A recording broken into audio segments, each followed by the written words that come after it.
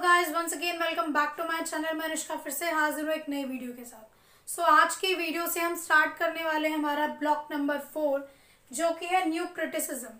इसका unit number 1 that is IA. Richards, यानी इनके जो एसेज थे उनके बारे में हम डिस्कस करेंगे।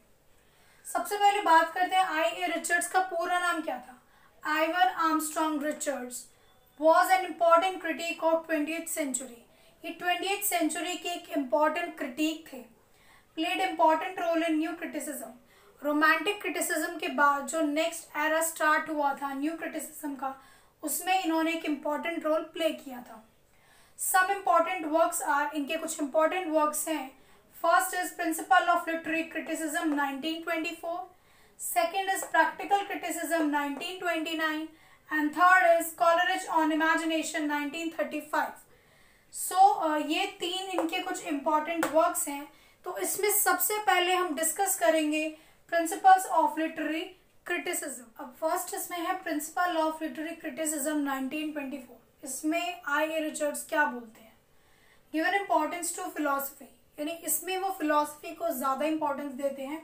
It is about nature of poetry and then how a human brain works.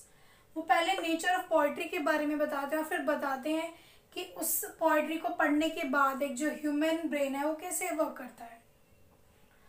The reactions which takes place in the brain are called impulses.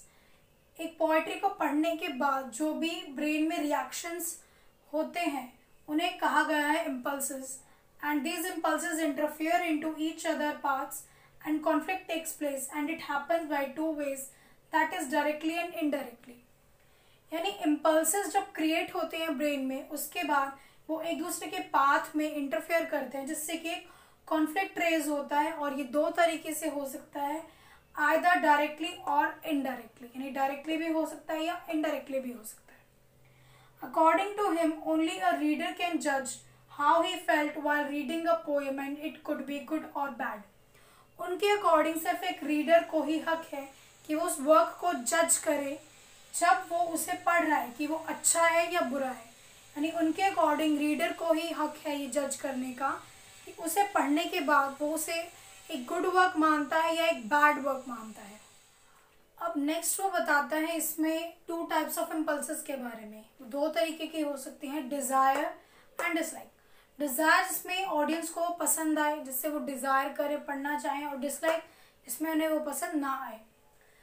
Second इसमें आता है फंक्शन ऑफ लैंग्वेज। अब उन्होंने चार फंक्शंस बताए हैं लैंग्वेज के। पहला है sense, text written with plain literal meaning, यानी जो सिंपली टेक्स्ट लिखा गया है। सेकेंड है फीलिंग, फीलिंग्स ऑफ राइटर, यानी किस फीलिंग्स के साथ जो राइटर है वो एक टेक्स्ट को लिख रहा है।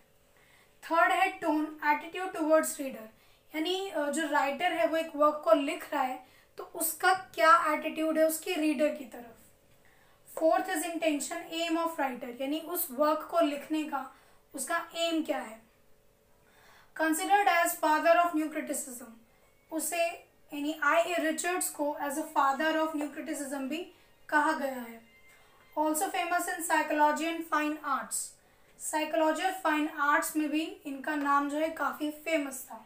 Put scientific investigations in his theories, और वो अपनी जो थ्योरीज देते थे उसमें साइंटिफिक इन्वेस्टिगेशंस भी किया करते थे, उन्हें भी डाला करते थे। अब आता है इस वीडियो का हमारा लास्ट टॉपिक जो कि है प्रैक्टिकल क्रिटिसिज्म 1924।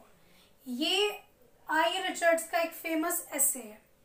तो इसमें उन्होंने क्या किया था, in this he had done a practical submit reports.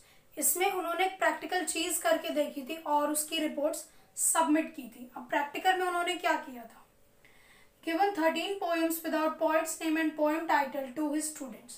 उन्होंने 13 poems अपने स्टूडेंट्स को दिया था बिना पोएट के नाम के और बिना पोएम के टाइटल के।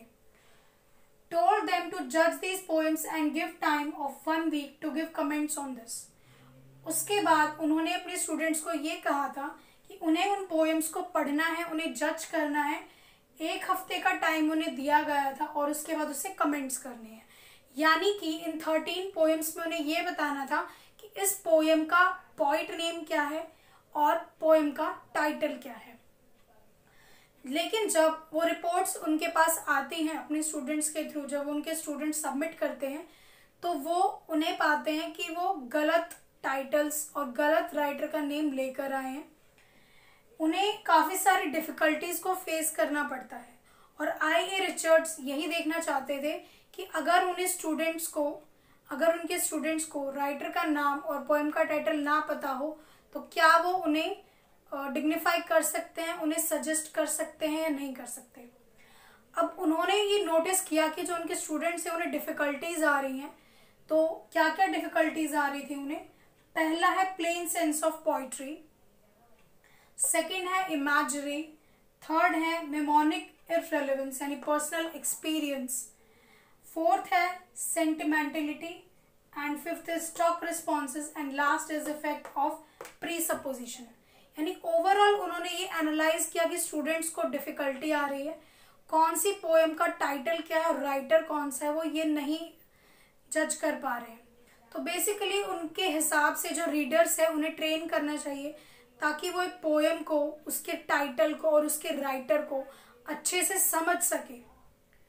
और दूसरा, उनके स्टूडेंट्स को जो है उनके लैंग्वेज की पोइट्री की जो लैंग्वेज है उसे भी लर्न करना चाहिए।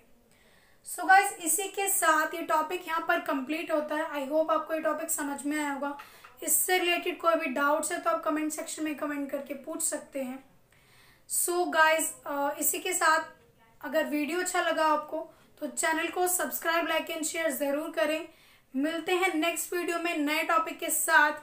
तब तक के लिए keep smiling, keep learning, keep growing, never stop learning because life never stop teaching. Thanks for watching.